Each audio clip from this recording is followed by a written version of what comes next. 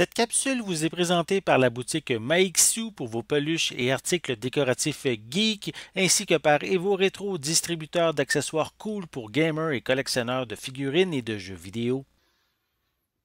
Un beau bonjour Ciné Techno, j'espère que tu vas bien. Je me présente, mon nom c'est Benoît Vincent. Je m'en viens te parler d'une télésérie, dis-je, culte, d'une époque révolue qui n'existera plus, qui a commencé dans les années 90 et qu'on a fini par appeler les races moquettes ou bien Rugrats.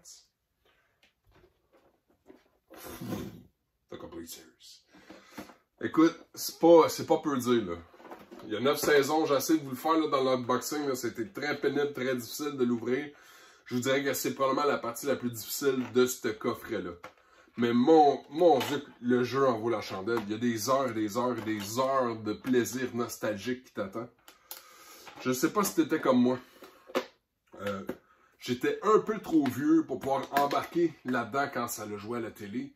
Mais je suis assez vieux maintenant pour le regarder avec nostalgie. Puis réellement, y trouver du plaisir. C'est des voice actors légendaires. C'est des gens qui ont commis des succès par-dessus succès par-dessus succès. Je ne sais pas à quel point tu es familier avec Rugrats. Mais c'est un icône. C'est un icône de la culture américaine.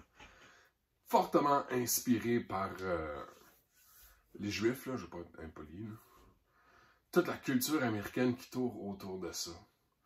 On a une poignée d'enfants qui demandent juste à être lâchés lousse, libres, s'épanouir, vivre la vie. Puis on a des parents qui sont rongés par les inquiétudes qui rongeaient les années 90. C'est une super série à redécouvrir avec des tout petits ou avec des enfants parce qu'il y a des contextes qu'ils ne comprendront pas parce qu'il y a des choses qui ont changé. Simple fait de dire un arcade. Fait qu'à moins d'être connecté sur la culture populaire d'aujourd'hui, les arcades, c'est quelque chose qui a quasiment disparu à cette heure. Mais tu sais, il y a plein de scènes qui nous ramènent dans les années 90, c'est d'une belle nostalgie. Ça a super bien vieilli. Si tu es familier avec les Rugrats, tu sais qu'il y a eu des changements. C'est le prédécesseur de SpongeBob, hein? C'est la même mentalité qui était derrière Ren and Stimpy, tu sais, là. Happy, happy, joy, joy. C'est les mêmes fous qu'il y a derrière ça. Fait qu'on a eu droit à toute une évolution au niveau du artwork, un peu comparable comme les Simpsons. Tu sais, quand tu regardes des vieux Simpsons puis des nouveaux, puis tu vois qu'il y a trois moments très distincts dans l'évolution. Fait que 9 séries. Écoute, je t'ai pas dit ça, là. 4034 minutes de contenu sur 26 CD.